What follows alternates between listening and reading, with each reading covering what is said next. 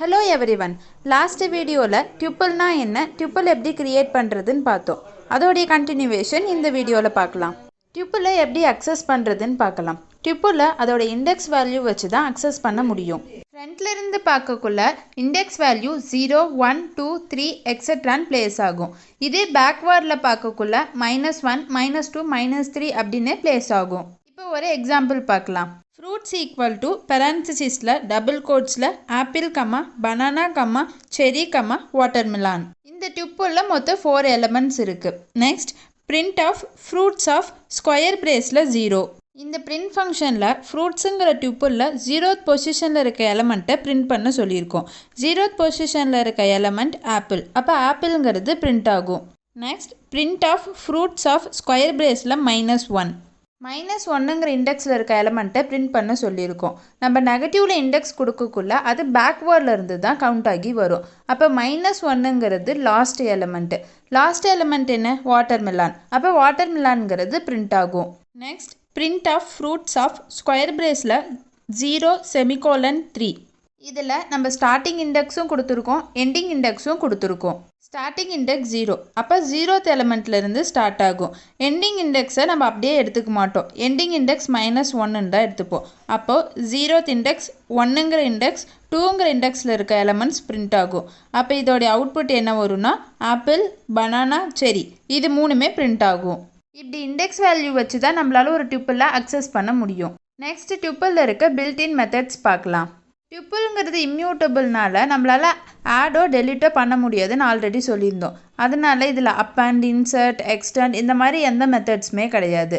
இதில் இருக்க 2 built in methods என்னென்னா, நம்பர் 1 கவுண்ட்டு.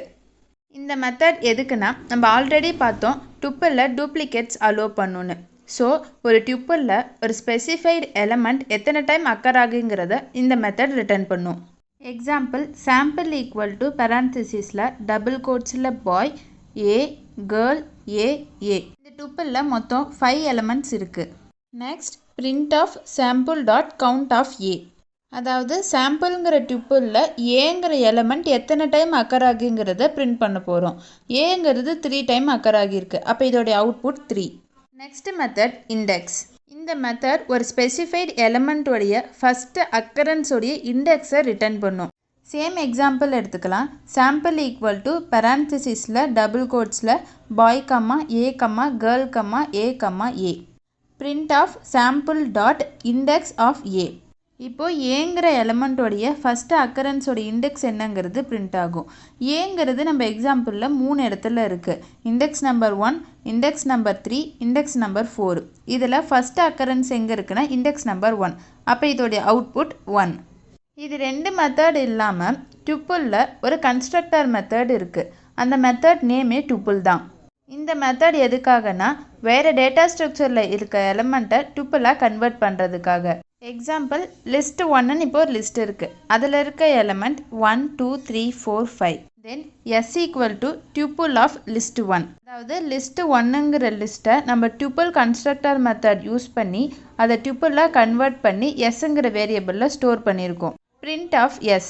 இப்போது லிஸ்ட் 1ல் இருந்த எலமெண்ட் டியூப்பிளாக கன்வெர்ட் ஆகி பிரிண்ட் ஆகும். இந்த எபிசோடில் பார்த்த டியூப்பிள் டேட்டா ஸ்ட்ரக்சர் புரிஞ்சிருக்கும்னு நினைக்கிறேன். இது இந்த எபிசோடோடைய டாஸ்க். இதோடைய ஆன்சர் நெக்ஸ்ட் எபிசோடில் வரும். தேங்க்யூ ஃபார் வாட்சிங்.